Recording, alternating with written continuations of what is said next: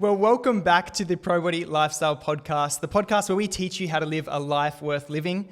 My name is Janos Prochuk, and this is my lovely wife, Melissa Prochuk. Welcome to the podcast. Hello, everyone. Hello, Janos. Today, I'm very excited for today's topic. We are going to be talking about your environment and whether your environment is either supporting you or holding you back. And I think this is a great topic to dive into today because people usually don't lack motivation or discipline. They actually lack a supportive environment. So I think everyone's going to really benefit from this episode today. Yeah, I think it's one of those superpowers as well where motivation is amazing. And when you have motivation, you feel like you're on top of the world. You feel like you're on fire. But the problem with motivation is that it's finite, that you do run out of it. And it's amazing at the start of the day, but sometimes towards the end of the day, you start dwindling with the motivation. So if you can set up your environment so that it doesn't require motivation at all to start with, then it means that you can reserve that motivation for when you need it. Yeah. And over the years of coaching so many people, I've realized that not everyone is lucky enough to have really supportive environments. And it doesn't mean you're not able to achieve your results if you don't have that. But there are certain tools that you can implement into your life to ensure that you still achieve your goals. It may be a little bit harder, but it's not impossible. And that's why I really thought this topic today could be really beneficial for anyone that, started their fitness and health journey in 2026, but they're already feeling like they're not supported in many areas of their life. And they're like, okay, well, maybe I should give up. This is your sign to not give up, but to listen to this episode and implement what we're going to teach you today. I love it. So tell us a little bit more about motivation versus environment. Like, why is setting up an environment that helps you more important? Because it's one of those things where if you don't have a conducive environment that's set up to support you to hit your goals, it can really hold you back. Like, I think we all have been in environments and circumstances that we felt like that, where you just feel demotivated. You feel like you don't want to get out of bed. You feel like you just don't want to go after your goals. Like, I think we've all had times like that in our lives. So why is the environment so important? Oh, it's so important. I think we're going to dive into different areas about it today because your environment isn't just your physical environment, but it's so important to rely on making a very good positive environment for yourself instead of relying on motivation, because your motivation isn't going to be up here at all times of every single day. I know everyone thinks that's what it's going to be like, but it isn't. So you have to really set your brain up for success because your brain is always going to choose the comfort of ease. But if your environment is already hard, if your environment is already challenging you, then you aren't going to want to do the habits that are against your natural kind of identity. So if you can set yourself up for success, it is so much better. You almost want to make it so that it's hard to not be successful by setting up your environment. So as humans, I feel like we just have a default lazy mode in everything we do, right? Like humans, we just naturally like to take the path of least resistance. And it makes sense, right? Because saving energy is a good survival instinct, right? Because you never know when you're going to need it later.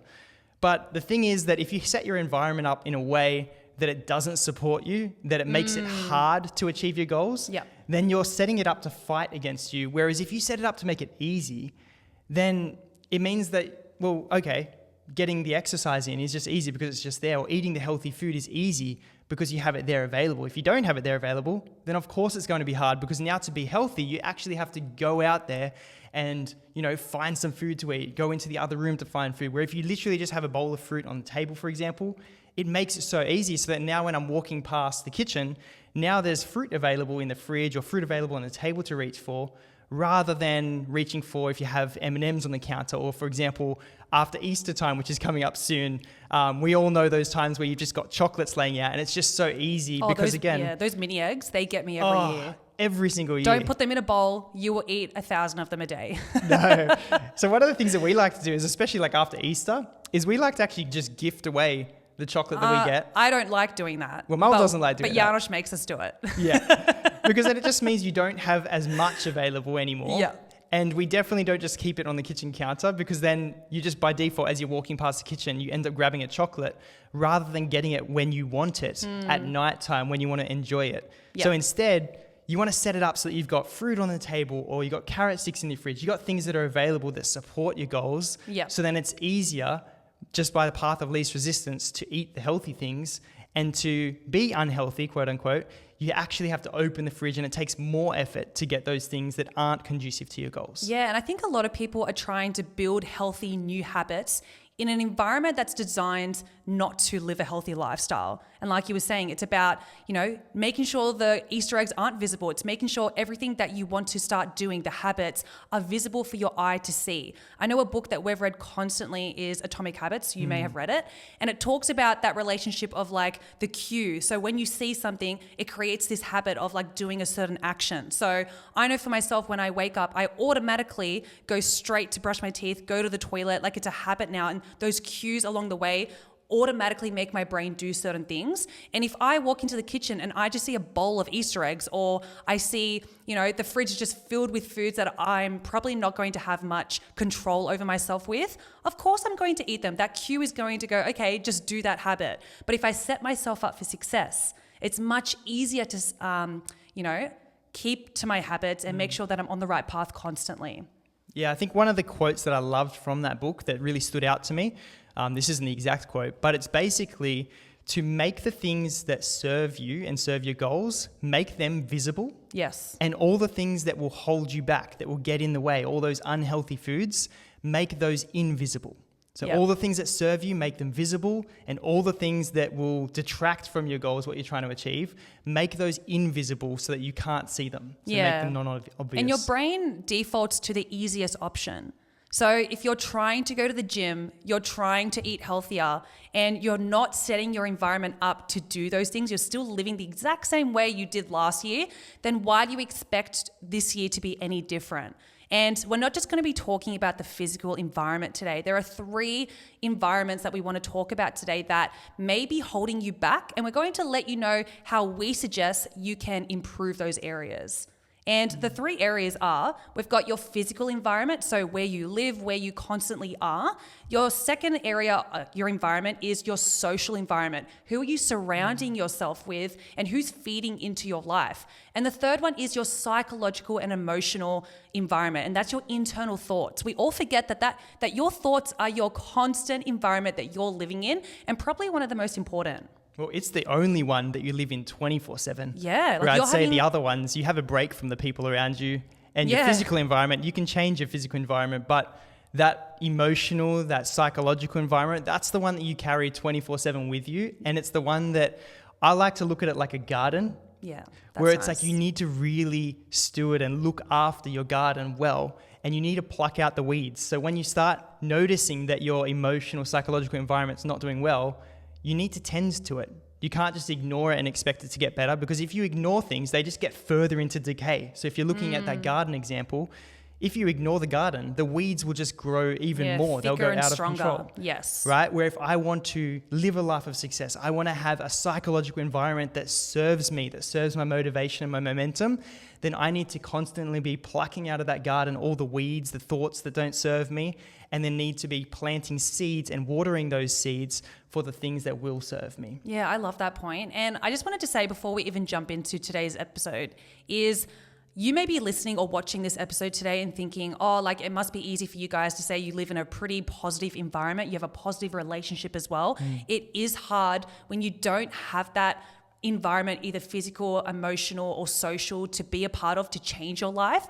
But it is possible. And I really hope today inspires you to take one good thing out of it, to implement into your life, to change things. And I'm not saying tomorrow's going to be like, everything's going to be different after you listen to this episode, but take one habit at a time and try to implement it. Because I haven't like always been in the most positive environment. I'm not saying I didn't have a positive environment growing up, but like, I know I would sometimes be in sport teams growing up that wasn't the most positive environment. Maybe at school, I didn't feel as confident in that environment as well. Maybe my room used to be really messy at home, which it was.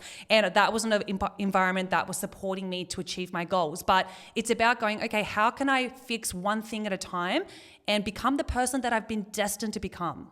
Because it is possible. I like that. And I like that it's about taking accountability, taking ownership over those environments as well. So it's just about realizing, okay, what this episode isn't is saying that, okay, because these areas of your life are not under your control, then it's not your fault. Because you're the one that's in control of your environment and you can change it around you. So your physical environment, it's not always going to be great 24/7. And sometimes you might find it's really great at one stage in your life, and in another stage of your life, it might just go into disorder and chaos. Yeah. And that's where you need to take ownership and accountability. Recognize, number one, okay, you know what? My environment's not serving me right now. Let me take a little bit of an audit of my physical environment, my social environment, and my emotional and mental environment, my psychological. And what can I do to adjust those and set them up in a way that serves me? And at the end of today's podcast, we're actually going to talk about how to navigate an environment that doesn't serve you when you can't change things, because you can't always change the people you're around. You can't always change who your mum is. All the time. You can't change who your dad is. You can't change, well, not easily at least, who you're married to sometimes. And so even though they may be an amazing person, for the specific goal that you're trying to work towards, they might be amazing in every other way, but they may not be serving you in that goal. Yeah. And so that's what's important, is to realize that some people are going to tell you, oh, just cut off the people who don't serve you. And that's not really a great way to live your life. We shouldn't just cut off people who aren't the best around us or who aren't supporting us, because we can't expect everybody to support every one of your goals. Yep. Everybody's already going through their own life, right? Everyone's got their own problems. Everyone's got their own storms that they're trying to weather at the moment. And so we can't expect everyone to bow to our wills and our goals to set everything up so that we can have, rainbows and daisies. Yeah, I love that point, Janosch, because it is all about taking responsibility. And I think the day that my life changed was realizing that I shouldn't be a victim anymore, because I used to blame everyone else why I wasn't achieving my goals. Like, it was either the people I was hanging around with, it was the environment I lived in, it was whatever it was, maybe my internal thoughts. But until I took ownership of that and realized, I can't change anyone or anything around me right now, but I can only change myself, everything started to change. And once you realize that and you take ownership of that, you realize how much power you have to actually change your life. So today, let's get rid of that victim mindset of not believing in yourself, and let's take ownership and go, okay, I'm in charge of my life. And if I'm not liking how it's going right now, I can change it. I have the responsibility of my own life to change it, and not anyone else's responsibility. So I think we should jump into it. I think the biggest first area is a pretty obvious one. It's your physical environment. And I know, your home life, it's either a supportive environment or it's not a supportive environment. But today, the physical side of things we wanted to talk about is, if, for example, you want to improve on your physical and fitness and health and everything like that, then you need to start doing things like, buying healthier groceries, making sure your environment is clean if you want to work in that space. Like, I know for myself, if our study or if our area isn't clean, I can't focus and I can't work properly. Like, there's just so many physical things that you can do in your environment at home or at work to set yourself up for success every single day.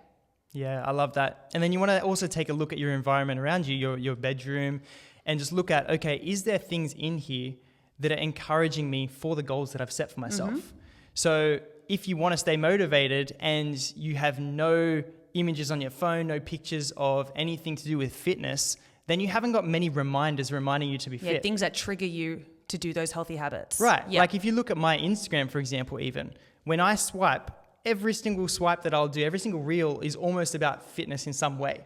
So it's a reminder for me every time I'm on my phone, oh, that's my goals. That's the type of lifestyle I'm trying to live. The TV shows that I watch a lot of anime. I love Dragon Ball Z.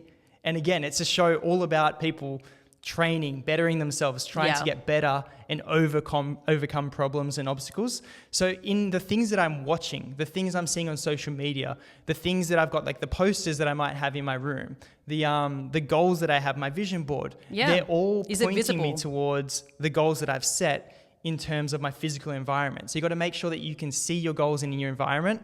Make sure that your algorithm is at least tailored toward those goals a little bit. So maybe just do a quick searching to start to get some fitness things popping up. Yeah, no, I love that. And I always tell my clients that every day is a restart to remind yourself to stick to your healthy habits. So every morning when I'm waking up, I'm not waking up and being like, oh, good morning, I'm so motivated. No, I have things around the house that remind me why I'm getting up at 5 a.m., remind me of why I'm getting into the gym, why I'm coaching people, why I want to be a good wife. Like, there's always little cues around the house to ensure that I remember these things. So set your environment up for success. And a good question to ask yourself is your environment making the healthy choice easier or harder? So, for example, when I open our fridge, we have our meal prep ready to go. Of course, I'm going to make good decisions that day for our nutrition and I'm ready to go.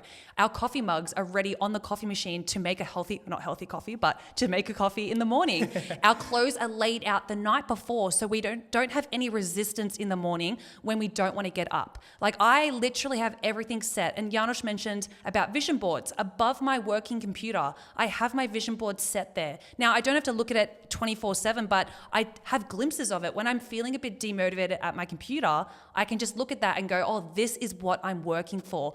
You need constant reminders in your physical environment about why you're doing certain things. And now if you feel a bit, embarrassed about putting things up around your house or feel like someone's going to make fun of you, then maybe this is where you can do it on your phone and have those, wallpapers on your phone that set you up for success as well. Yeah, I love that. And so anytime you have a goal that you're trying to achieve and you're not doing it, then you probably haven't set the environment up in a way that serves you the best. Yes. So that's where you need to think about like, okay, what could I do? Like, for example, some of my clients sleep in a lot in the mornings. And so if they're constantly sleeping in without changing anything, then they're not changing the environment to help. So the biggest thing that we've done is we just put our phone on charge on the other side of the room so that now it's more effort for me to go and turn off the alarm, and it's easier now. I've got a little bit of a buffer before I can walk back to the bed to get back in bed versus what I used to do, which was having the alarm next to my bed. I could literally just in my sleep reach over and just press snooze and then just get in this cycle of snoozing, which would just make me wake up feeling so anxious. Yeah. Sometimes I would miss out in the times. So then I can't train in the morning anymore. Now I have to push it to a later time in the day, and then I end up missing my workout.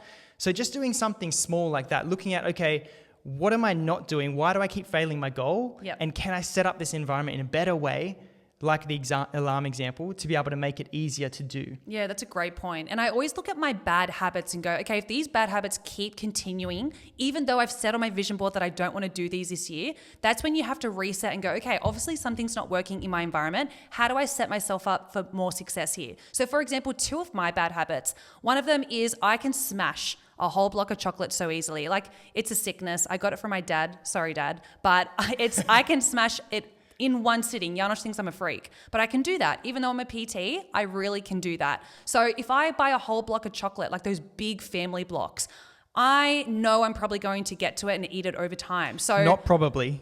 If she opens that block, she will eat the whole block.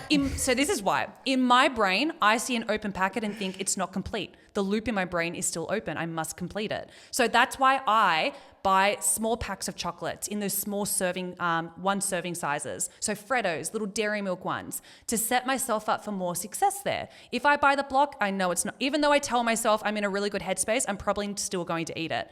My second bad habit is right now I'm trying to do a new course and I've bought this course. I keep not doing it. I have the time to do it and yet I'm just not making the time for it. So what I do now is I put it up on my desktop screen. I have it loaded and ready to go. So it's the first thing I open the next morning when I open my laptop, just to give me that cue to be like, oh, fit it in sometime today. And I go, oh, right, that's right. Because my brain automatically does not want to do that habit. So whatever bad habit you're constantly doing, just go, okay, how do I reframe this and set my environment up for more success here? Yeah. You almost want to ask yourself the question like, how can I set up my environment so that I can't fail? Ooh, love that. Like if you set your environment up so you can't fail, it's like, what would that look like, right? Or you try and reduce the chance of your failure. Obviously you can't make it, so you can't fail. But like, even with the example of trying to get your workout in on the way home from work, first thing you need to do, biggest objection a lot of people have is, oh, I didn't take my workout clothes. Yeah, come on guys. It's like, okay, well, how about you always have some workout clothes in your car already ready to go? So in that way you can just take it straight from the work, go straight to the gym, get it done, and then come home.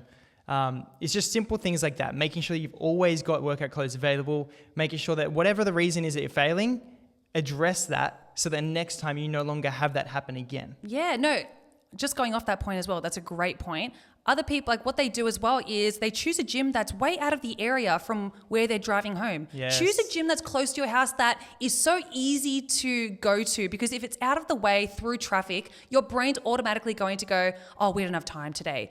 Don't choose that gym. Go to the gym that's close, like really easy and close to home, so you don't have that objection every single time. Never underestimate how lazy you can be. Yes. Because when you're motivated and you're trying to sign up for a gym membership, one of my online clients was just doing this week, and that was the exact advice that I gave him as well. I said, look, I know you might be thinking about which one is the cheapest gym in the area, which one is the gym that has the most facilities, X, Y, Z. But I said, look, when I look at my clients, the ones who are the most successful, it's because they've chosen a gym that is either the closest to their home, or it's the closest to their work, or very convenient to come home from on the way past when they're coming home.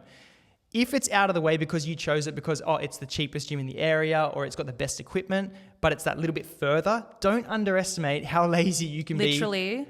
And it's just like, you don't want to set yourself up for success only when you're the most motivated. Good point. You want to set up your environment for success so that when you are the least motivated, you've got the best chance of being able to still get it done, even when you have a day where you just don't feel it. Yeah. Remember, we have a gym at our home, and I don't always even feel motivated to train. Like, I have to train still today, and I'm like, I'm literally in the gym right now, and I don't want to do it. So yes, great point. Don't always rely on that motivation. Make it as easy as possible to achieve your goals.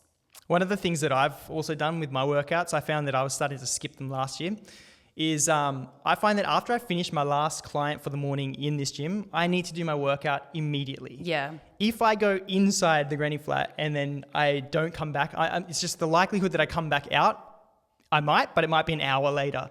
So I found that instead of leaving my pre-workout meal in the fridge, what I'll do is that last session that I'm about to have before I come into the gym, before like the last client I have before I'm going to train, I make sure that I've got my pre-workout meal, or I ask Mel to bring it in for me, so then I can eat it just as I've got that last client. So then now once they've finished and they've left, I don't have to go inside to change my shirt or change anything like that. Like, I've already got my singlet in here ready to get changed into. I've already got my pre-workout meal already done. I've already had the shake. And so all I need to do now is actually just train. Rather than having to go inside, because I find that the moment that I come and I have to go inside, there's like a 50% chance that I'm not going to come back into the gym. Yeah, I was saying this to Janos the other day, like, you're doing so well this year with your training because you've implemented that habit, that one habit that's changed everything. And I feel like you've been the most consistent with your training than I've ever seen. It's really good. The other thing is having a plan for it. Yes, right? 100%. Like, if you... again, you're not giving yourself a fighting chance. Or if you don't even have a plan of what you need to do in the morning, or what you got to do the next day, or what you're going to do when you get home in the afternoon, then you end up just sitting on the couch. And the moment you sit on the couch, you're done. Oh, 100%. As soon as I sit down, game over. I'm on TikTok, I'm scrolling, and then 2 hours go by. I'm like, I could have done so much better if I'd planned better here. And I was just saying to a client the other day about the biggest habit that you can do right now that's so simple is, before every single night, before you go to bed, spend 10 minutes to set your calendar up for the next day, track your meals ahead 1 day in advance at least, get your clothes ready, and set your day up for success so you don't have to think the next day, you just do. And I think that's the best thing that can help you as well. I love that. I love that. Well, the second point that we have was, so we just talked about the physical environment right around you.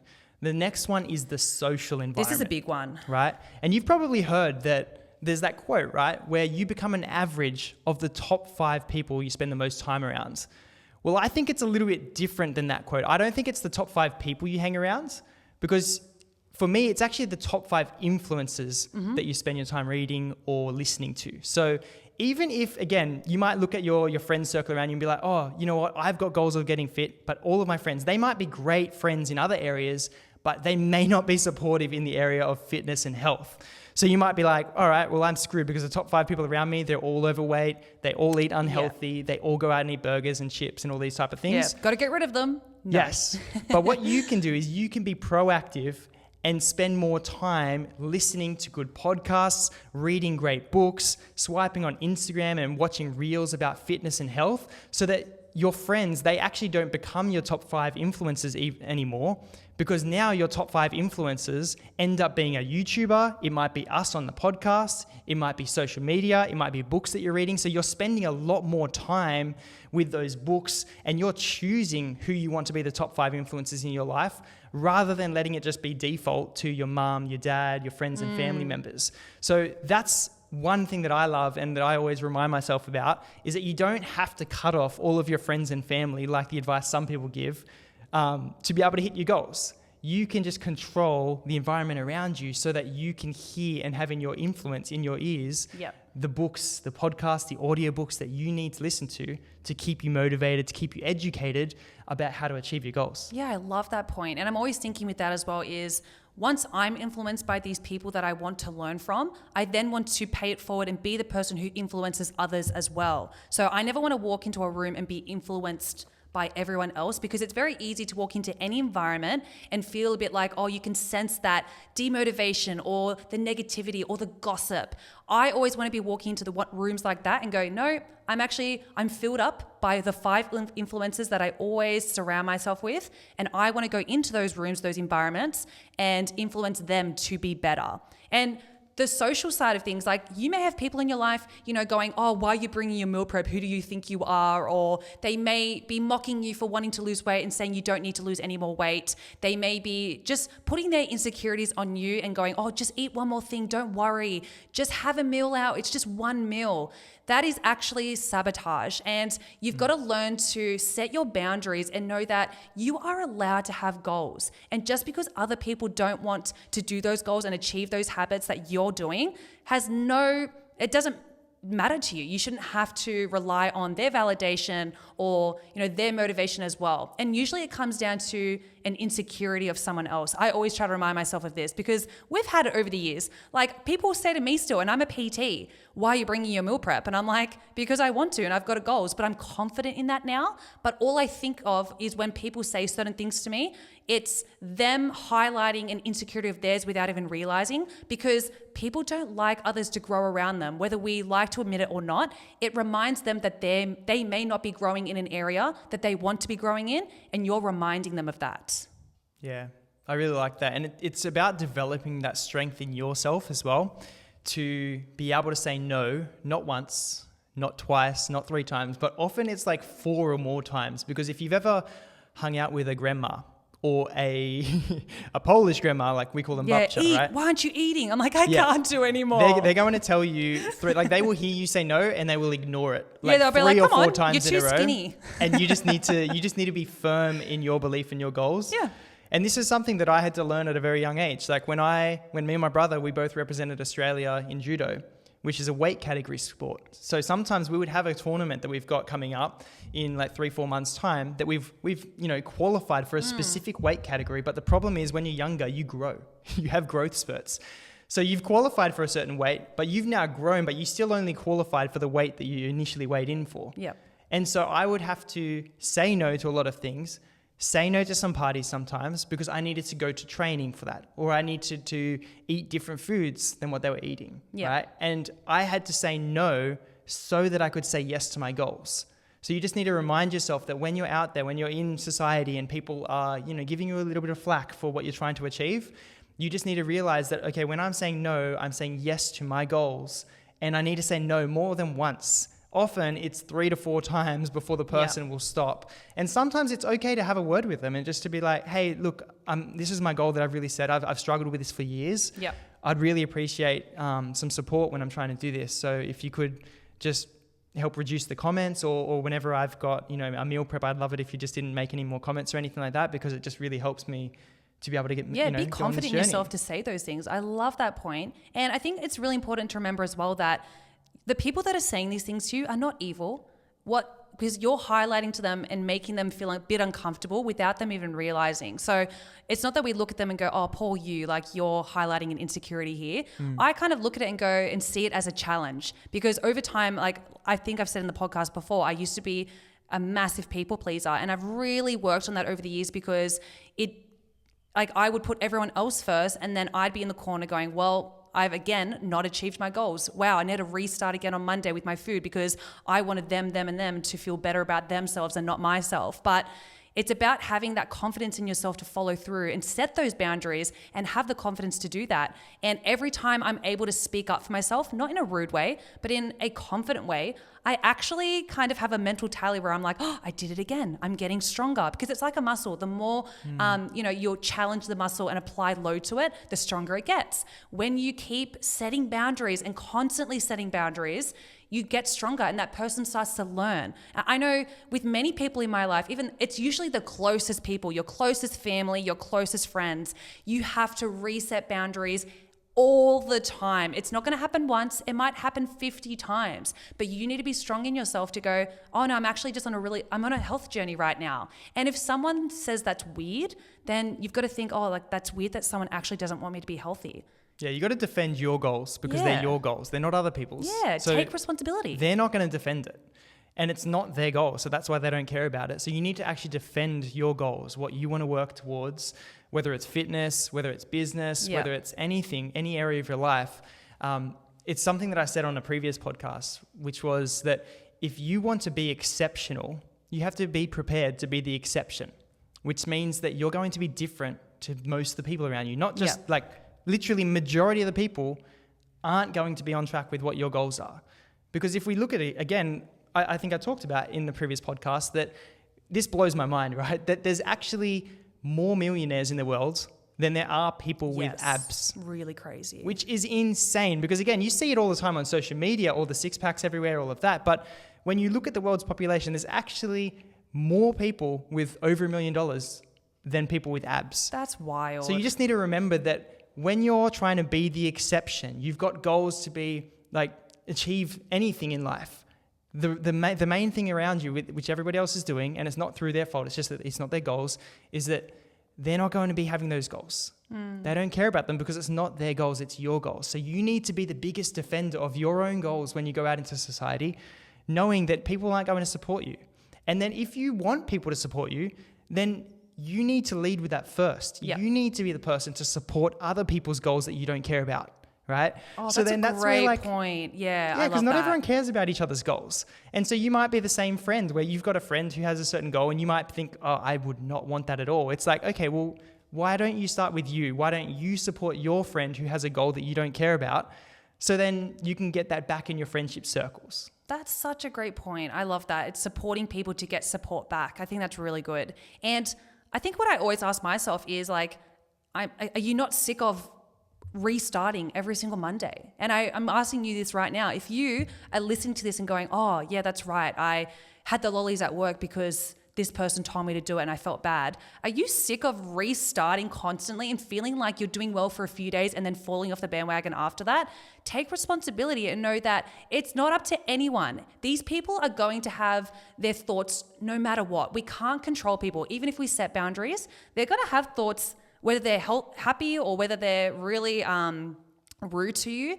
But it's about you going, okay, well, even if they have them, I'm either going to succeed or not succeed. So I might as well succeed while they still have these comments. And eventually, once you start to win, guess what happens? They will ask you, oh, what did you do? How did you do that? And then you start to go, oh, okay, like now they want to know the secret. And I love when that day comes around. But that is not when you become snarky and go, okay, I'm not going to tell you. Or you didn't support me the whole time. This is when you become a bigger person and go, this is exactly what I did. I will be the person who will support you because I didn't get much support throughout, but I want to be the person who can actually support you through this. Yeah, I love that. Well, do you want to walk us through the last one? So we talked about the physical environment. We just talked about the social environment. And the last one is the emotional and the psychological environment. Yeah, I think we all forget about this one. And like you said before, we live with our thoughts 24 hours of the day. So with your social environment, you can leave work, you can leave your home lifestyle if it's negative and get a break from that. But you can't get a break from the constant thoughts that you have in your brain. And I think we all have taught our brains to have certain thoughts about ourselves, about the life that we live. And it can be changed, but it's up to you to change that. So if you're constantly having negative self-talk, you're not setting boundaries, you're constantly blaming everyone else for your issues and not yourself, then it's time for a refresh right now and going, oh, it's actually up to me. And it may feel really foreign in the beginning to go, oh, I'm really happy, or I really love myself. It's not going to be real. I understand that. But the way that we actually gain confidence in ourselves is actually by completing an action over and over and over again until you start to believe it. So for example, like I've always been fit, but let's say, for example, I was just starting my fitness and health journey for the first time this year. If you're just saying to yourself right now, oh, I'm an athlete, you're not going to believe it. Yeah. But if you keep doing the habits of the athlete version of yourself over and over again, eventually that thought that you keep having, you're going to believe it. I love that.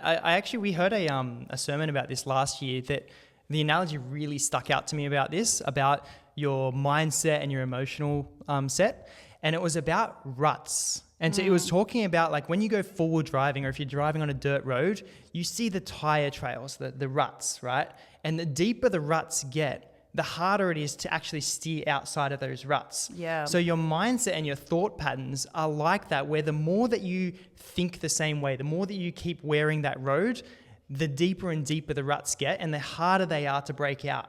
So it takes a little bit of effort to start with to break out of those ruts and to then start a new path. But when you start that new path, you need to remember that it's not going to be as deep yet as the previous ruts that you've created in your mindset. Point. So when you're trying to create a new identity, when you're trying to be like, oh, you know what? I've been unfit my entire life. I've never exercised. I've never really eaten healthy. I don't like healthy food.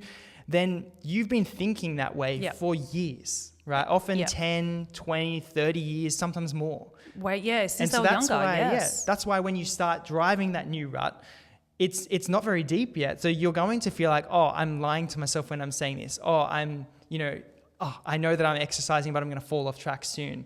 So every time that you do the thing, every time that you eat healthy food, every time that you say no, every time that you do the workout, even though you didn't feel like it, then each time it gets deeper and deeper and deeper until the old ruts fill in and the new ones get deeper. And now it becomes easy to remain a fit person. It becomes easier to eat healthy food. It gets easier to say no, because now people, you'll notice, don't force you to eat food anymore because they know what your answer is going to be. They don't force, so then they actually step up to what you're doing because you're now influencing the room in a positive way rather than allowing yourself to, fold to the peer pressure. Yeah, I think the more confident you are in your habits and the life that you want to live with those healthy habits, the more that people have no chance of impacting you. Like, even if people have comments about us, right? I probably do hear them sometimes, but it doesn't even impact me anymore because I think, oh, but I'm actually really happy with my life. Why would I care what people think? So I think it's really important to remind yourself of that. Another thought, when you were talking about that analogy just then, I was reminded of this. What I hear a lot of people with their negative self-talk saying is they kind of put themselves down before anyone else can. And if you're someone who, for example, like if you're talking with someone, they give you a compliment and you're like, no, I'm just ugly. Oh, no, stop, I'm a fatty, or something like that. You have programmed yourself to get in and get those negative compliments in before people can say it to make yourself feel safer. You're like, oh, if I say it, it doesn't hurt me as much. And I want you to realize that the reason that you're thinking these things has nothing to do with anyone else. It has to do with you. And you have to reprogram your mind to start telling yourself that you are beautiful, that you are capable of reaching your goals. And even if you're not feeling beautiful now, even if you're not at the goal weight right now, saying you're fat and saying that you're unhealthy or saying that you're not worth it or you can't follow through, guess what? Your brain's going to go, okay, I'm going to look for all the reasons why you can't follow through, why you are fat and all those things. Your brain will always look for what you're telling it. So start to tell yourself, no, I'm capable. Even though I'm not there yet, I will get there if I keep doing these things.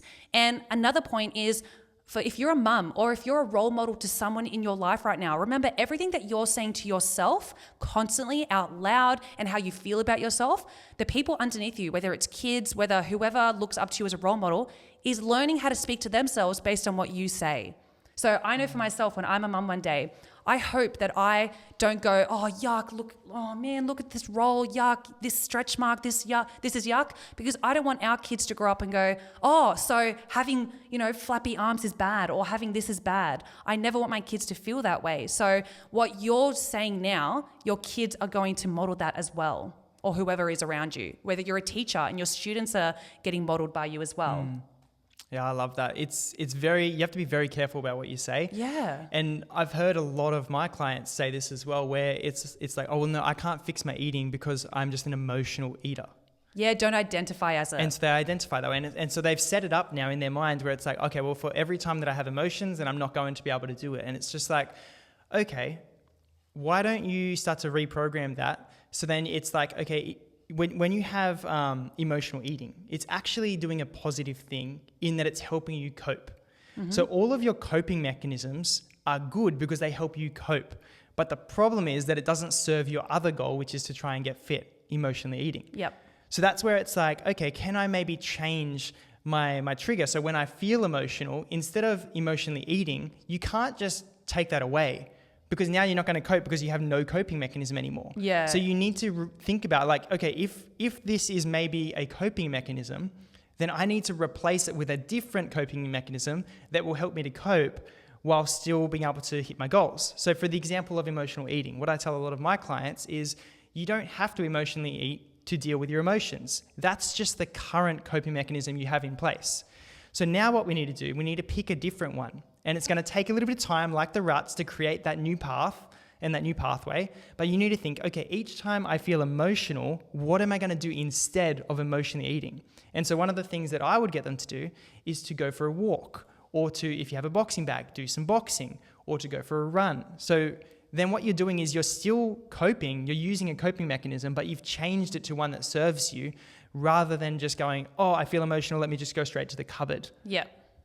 No, I really love that point. Instead of being an emotional eater, you're an emotional runner. Yeah. That's it. So we've all got coping mechanisms, right? Yeah. It's just that some people's coping mechanisms sabotage their health journey. Yeah, a lot of sabotage there. But all coping mechanisms are good in the sense that they help you cope with the underlying emotion. So whether it's stress and you're stress eating, whether it's, because then you've got both things, right? Some people get stressed and they stress eat.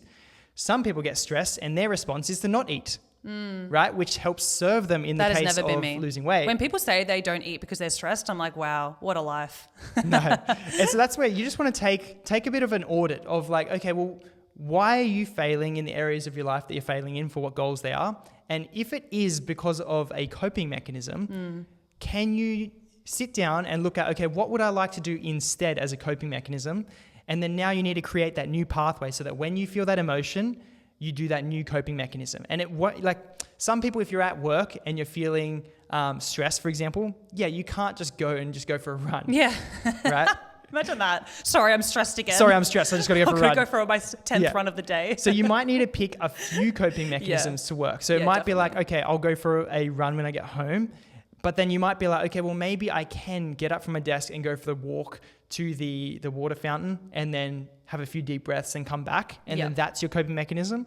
So then that way, instead of just sitting there and opening a piece of like something to eat and just eating, you can then have a coping mechanism that is to get up, move your body a little bit, and then come back and sit down. Then you might sit for half an hour before you feel overwhelmed again. Again, get up, go to the water fountain, come back. Maybe it's just do a couple of little stretches, something like that. But you want to look at what are my current coping mechanisms, which ones don't serve me, and then flip them and switch them for coping mechanisms that do work. And if you need to, use ChatGPT, use Google to find ones, and just pick 2 or 3 that work for you. One that works, for if you're at home, and then one that works for if you're at work. Yeah, because it can't be fixed. And once you realize that you actually have the power to change these habits, it's actually quite exciting. So don't look at it as, oh no, now I need to change my whole neural system, like in my brain. I actually can make this fun. And I know for myself, I used to be an emotional eater, and I would say I'm an emotional eater. And I think you said back in the day, don't say that out loud. Where now if I do get stressed, I just do a walk down the driveway and I come straight back in. And that's really helped me. And you'll see, like, if you know our driveway, it's quite long. I do many of those walks a day, but it's keeping me fit. It's keeping my steps up. So try and have a trigger point that goes, okay, if I feel a certain emotion, make sure the thing that I do after that is something that's actually going to help me. I also love kind of communicating with you, for example, like choose someone in your life that does support you and doesn't judge you. It doesn't have to be someone you live with. It could be just a friend you can text. I know when I do a bad habit, like maybe I say out loud something like I'm not good at something, or I can't do something, or that negative self-talk comes in. I know that you're really good at kind of, snapping that back out of me and going, hey, remember, you're trying to not do that anymore. You can do this. And I go, oh yes, that's right. You're not going to be perfect straight away. So don't set yourself up for failure already and go, okay, from this point on, I'm never going to emotionally eat ever again. That's probably not going to happen. But try to limit the amount of times that it can happen and become a new person. And don't judge yourself when you fall back to the old habit. I have those moments. Right? Like again, if you've got those deep ruts, right? It's going to be easier to fall back into them because they're so deep. You've always been doing it one way.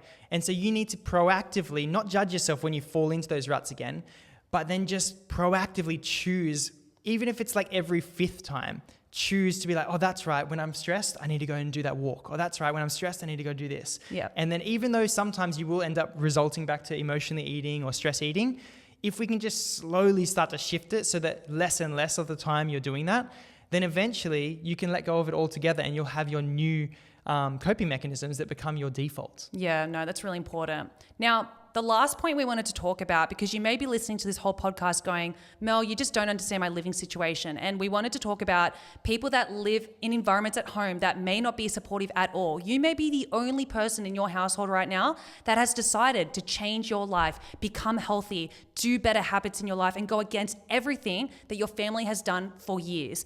That is so hard, and we completely understand that. So we don't want to be like, you can just change your habits so easily. We understand that it's hard. You may have a lot of kids at home that is like, it's chaos, and we all say we have the same 24 hours in the day, but we really don't. You may have a partner who's actually not supportive. Maybe they're kind of sabotaging you and you don't even realize because you're triggering something in them and they just aren't supporting these habits that you want to do. You may live in more of a cultural family that is constantly like, eat, you must eat this food.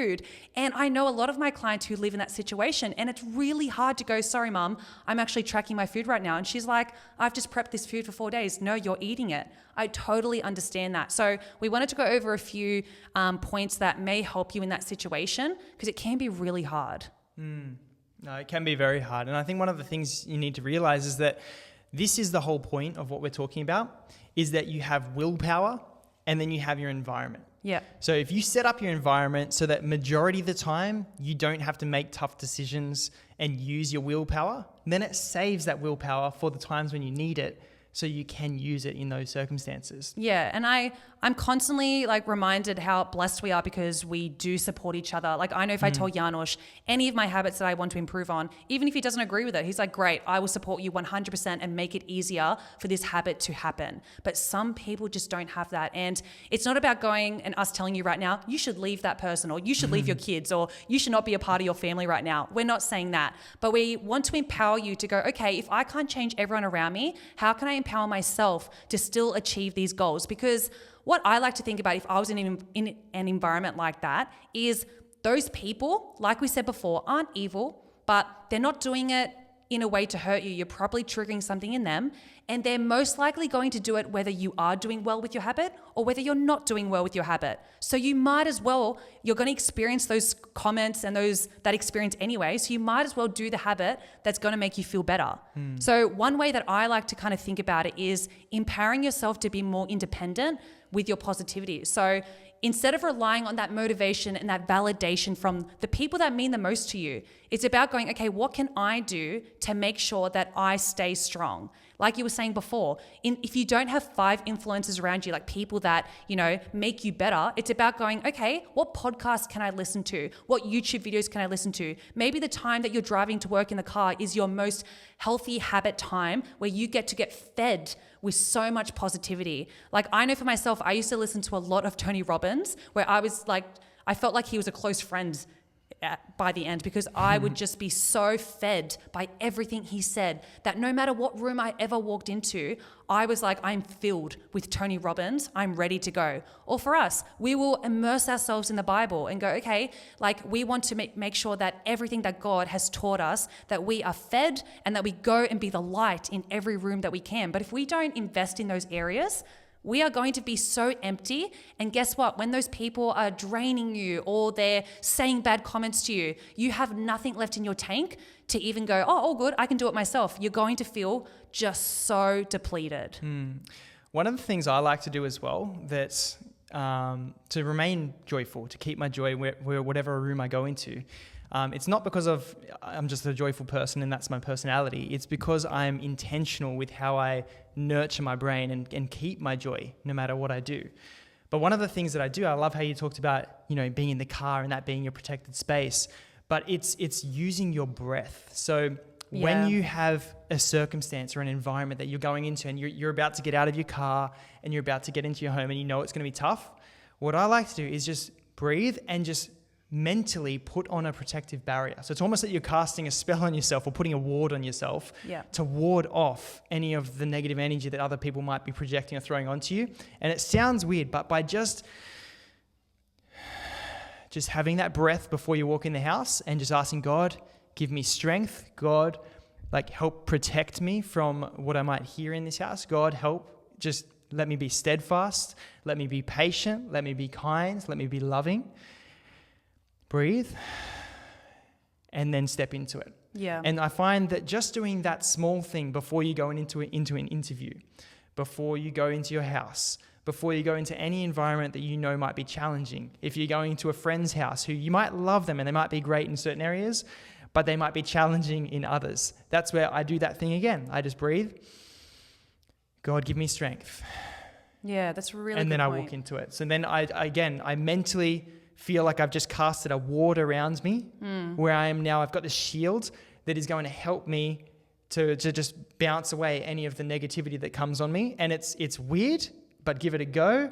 And it's psychology, okay? So just do it. Just trust the psychology and it works, okay? Yeah. Plus, God helps you, so that works too. Yeah, I love that point. And I think if your home environment is not supporting your goals, even though you've set boundaries, even though you've done your meal prep and you've done all the habits at home, you're still feeling so depleted there, please make sure any environment outside of your home life or your work life is supportive. So whether that's joining a gym community that really supports you and makes you feel loved and supported, whether it's a walking club, whether it's having a friendship group that lifts you up, if you are my friend, well done, because I choose so selectively and so carefully to make sure that when I hang out with my friends, I'm not just filling everyone else, but they're filling me as well. Because our job is literally filling everyone else, I don't have the energy to go to my friends and then feel like, oh, I'm doing my job here too. I've got to fill everyone else.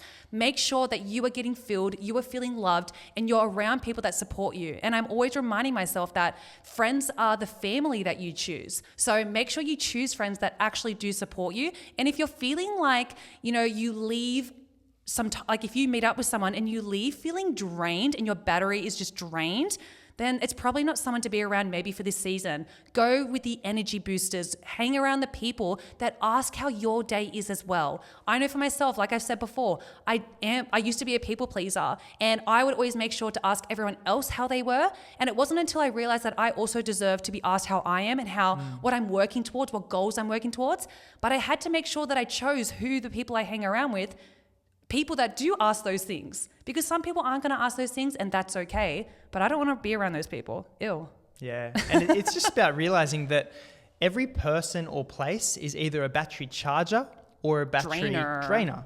And so you just need to ask yourself, it's okay to be around battery drainers, but not majority of the time. You need to make sure that you charge yourself up so you've got charge or energy to give to other people. So I like hanging around people that I can give energy to, but not if I allow myself to dwindle and to drain myself. So that's where you need to go and spend more time outside of the house. Or if it's your home life, then spend more time. Nobody's saying you have to stay at home 24/7.